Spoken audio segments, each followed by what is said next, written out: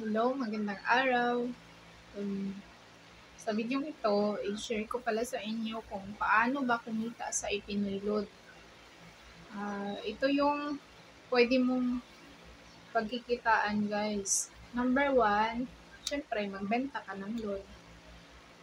Number two, sa pagbili mo pa lang, mayroon ka ng 2% na rebates. For example, sa 100 na GCash, meron kang matanggap na 102 na load wallet. So, may kita ka na niyan. Number 3, sa pag-retail mo, may 2% income ka na kung magbenta ka ng cable load, smart or TNT, tsaka dito load. Then, sa Globe naman, dito wala kang rebates dito sa pagbenta mo sa bawat customer. Pero, syempre, mag-add-on ka. Ganon din sa Smart, pwede ka naman mag-add ng tres. Kasi, syempre, dagdag kita din yan. Then, sa number 5, unlimited activation yung Pinoy Load. So, sa bawat activation mo, may kita ka niyan.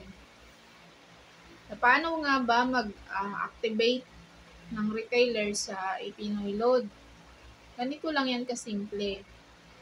Let add cellphone number /name /last name /town /city. So, pag ma-activate, isend mo siya sa gateway or sa messenger ng Pinoy Load.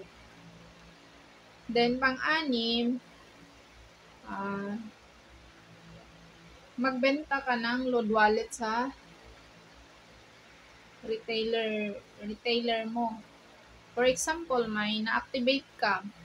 Depende na yun sa'yo yung sa na-activate mo. Pwede mo naman singilin ng 50, 100, depende niya sa usapan nyo. Kasi syempre, pag activate mo kasi sa Pinoy Load, walang mabawas na load wallet niyan.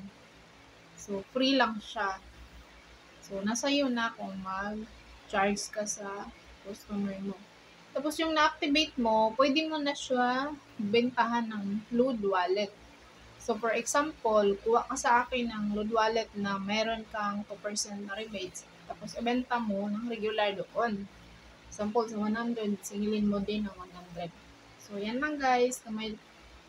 Yung i-share ko kung paano ba kumita sa Pinoy Load. At saka, itong Pinoy Load nga pala guys, hindi siya